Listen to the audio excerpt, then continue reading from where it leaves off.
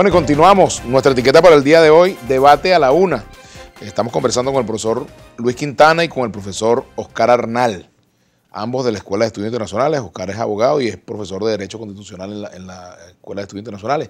Queda pendiente precisamente bajo qué cualidad pasa a asumir una representación en la OEA Gustavo Tarre Briceño. Claro, es que la OEA admite que el gobierno legítimo es el gobierno de la Asamblea Nacional encabezado por el ingeniero Juan Guaidó.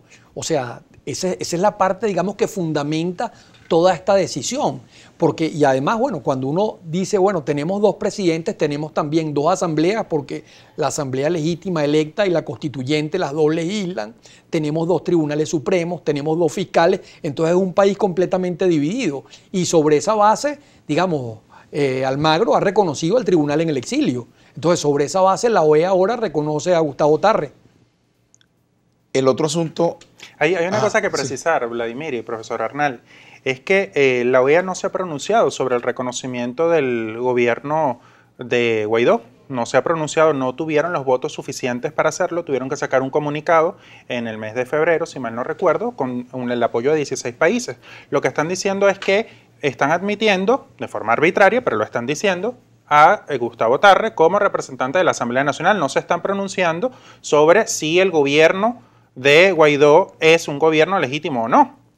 Cuestionan evidentemente este grupo de países al gobierno del presidente Maduro, claro, pero no están pronunciándose sobre el reconocimiento de Juan Guaidó, cosa que le duele mucho a Estados Unidos, porque inclusive ayer Mike Pence, el vicepresidente de Estados Unidos, lo reclamó en la ONU, que estaba obligando, prácticamente exhortando a los países de la ONU a reconocer a Juan Guaidó, porque justamente no lo han hecho. Claro, no lo han hecho tampoco en la OEA. Pero en la OEA es un reconocimiento tácito, pues, o sobreentendido, porque al reconocer a Gustavo Tarre como el representante justamente legítimo en esa asamblea de la OEA, se está reconociendo igualmente al gobierno. Ahora, ¿y eso qué implica? Eso implica el desalojo de las oficinas que tiene el gobierno del presidente Maduro en la sede de la organización, por ejemplo. Eso no lo decidió el Consejo Permanente y no lo pudiera decidir. Ajá. O sea, ¿tú te imaginas que los organismos internacionales ahora empiezan a deliberar sobre cada situación interna en el país o en los países, sobre quién o no es el legítimo, quién o no debe corresponderle el uso de un bien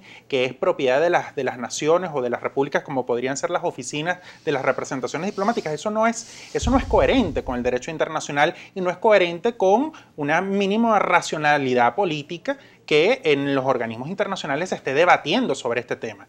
No, sencillamente lo que prevalece aquí es que el gobierno que tenga control efectivo del territorio, la doctrina Estrada en todo caso, es la doctrina predominante que se utiliza en los organismos internacionales, y si hay un gobierno que tiene control efectivo del territorio, ese es el gobierno que se reconoce y punto. Es el que puede mandar un representante y es el que se reconoce.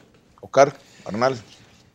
Bueno, el tema de la doctrina Estrada, yo digo que Venezuela, comenzando paradójicamente un gobierno tan cuestionado como el gobierno del 45 en el trienio con Andrés Eloy Blanco, que estableció la doctrina de las buenas compañías y a la que siguió la doctrina Bettencourt, digamos, está tomando cuerpo paradójicamente en este momento de una forma importante, porque, digamos, esa doctrina Bettencourt establecía y señalaba que había que reconocer a los gobiernos democráticos y hacer un cordón profiláctico en contra de los gobiernos dictatoriales, y es lo que está pasando en este momento. Que no se aplicó en la OEA, con el gobierno, Cuba, por cierto. Con el gobierno del señor Maduro, ¿no? O sea, es lo que está con el gobierno de facto, es lo que está pasando ahora. O sea, qué increíble, ¿no? Tantos años después, y esa doctrina Bettencourt toma cuerpo de una manera inusitada, sobre todo en el continente latinoamericano, ¿no?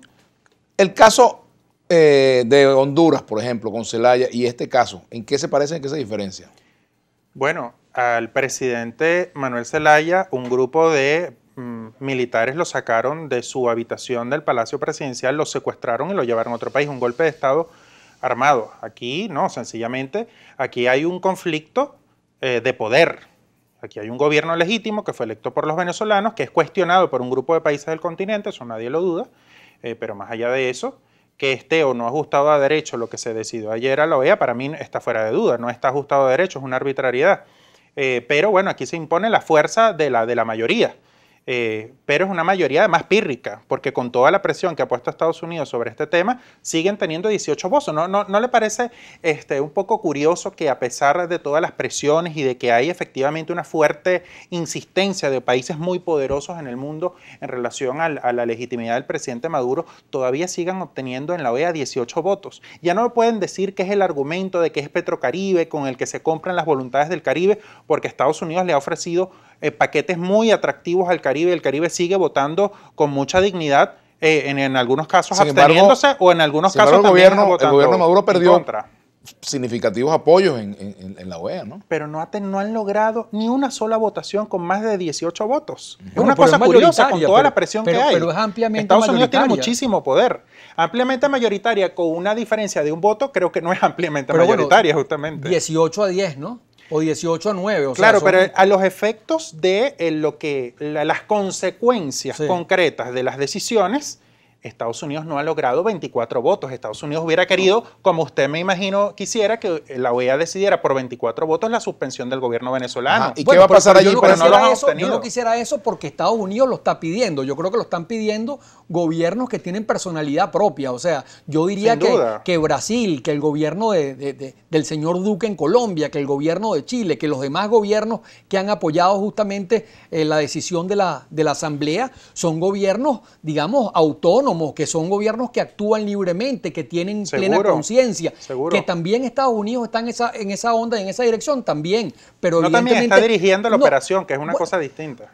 Bueno, está dirigiendo la embestida contra el gobierno venezolano. Eso es público y notorio. Mike Pence no hubiera ido al Consejo de Seguridad ayer a tratar de la supuesta crisis humanitaria en Venezuela si no tuvieran un interés de carácter estratégico en Venezuela, sino si ellos no estuvieran dirigiendo las operaciones de la oposición venezolana, si no estuvieran dirigiendo la embestida internacional contra Venezuela, no sancionaran una vez a la semana a Venezuela por cualquier cantidad de cosas y no estuvieran metiéndose en cualquier cantidad de asuntos pero Europa para dirigir las operaciones. Europa también está en una actitud muy proactiva, pues, y muy de avanzada en relación a la situación venezolana, pero muy de avanzada, impresionante. Nunca antes en la historia había pasado esto, ¿no? Desde el punto de vista técnico, esto es como dirían en boxeo, una pelea limpia, el árbitro interviene poco. Fíjense, ¿qué pasa desde el punto de vista de la reglamentación interna de la Organización de Estados Americanos? Si, por ejemplo, mañana decide Venezuela, el gobierno del presidente Maduro decide, mire, dejamos sin efecto nuestra desincorporación, ¿eso puede ocurrir? Yo creo que no va a ocurrir. Pero supongamos que eso que pudiera ocurrir en el plano teórico. Mira, no hay antecedentes. No hay antecedentes ni de la denuncia a la carta de la OEA y tampoco habría antecedentes de que de un proceso de retiro se eche para atrás. En cualquier caso, Venezuela tendría que reclamar con justicia su puesto de representación.